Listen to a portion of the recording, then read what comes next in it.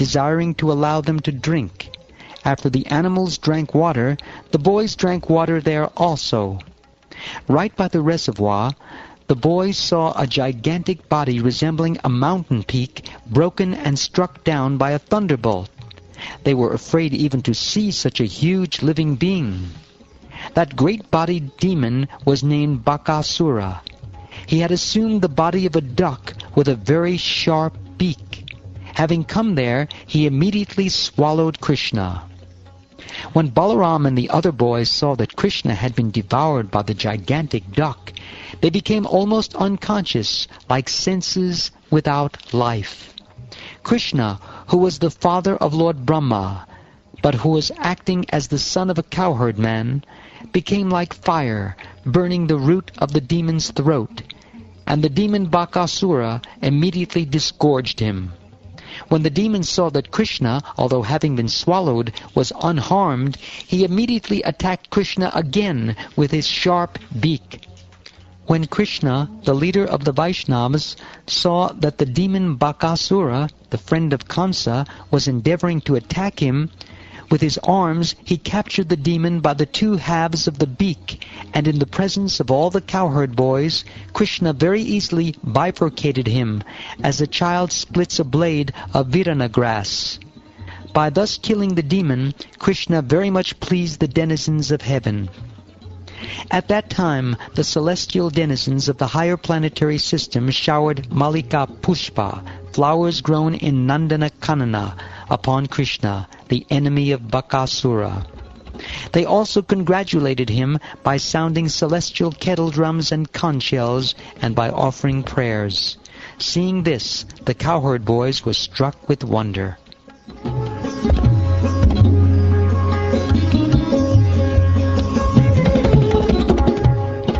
Just as the senses are pacified when consciousness and life return, so when Krishna was freed from this danger, all the boys, including Balaram, thought that their life had been restored.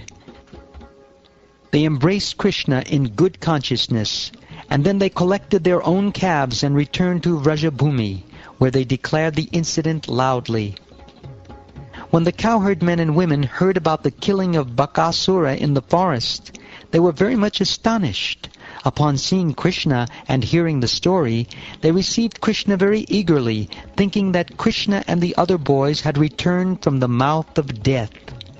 Thus they looked upon Krishna and the boys with silent eyes, not wanting to turn their eyes aside, now that the boys were safe. The cowherd men, headed by Nanda Maharaj, began to contemplate. It is very astonishing that although this boy Krishna has many times faced many varied causes of death, by the grace of the Supreme Personality of Godhead, it was these causes of fear that were killed instead of him. Although the causes of death, the Daityas, were very fierce, they could not kill this boy Krishna. Rather, because they came to kill innocent boys, as soon as they approached, they themselves were killed, exactly like flies attacking a fire. The words of persons in full knowledge of Brahman never become untrue. It is very wonderful that whatever Gargamuni predicted, we are now actually experiencing in all detail.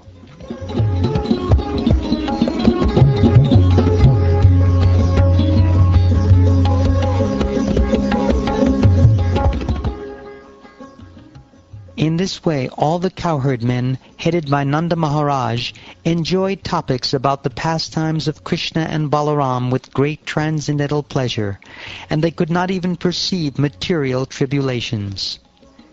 In this way, Krishna and Balaram passed their childhood age in Vrajabhumi by engaging in activities of childish play, such as playing hide-and-seek, constructing a make-believe bridge on the ocean, and jumping here and there like monkeys.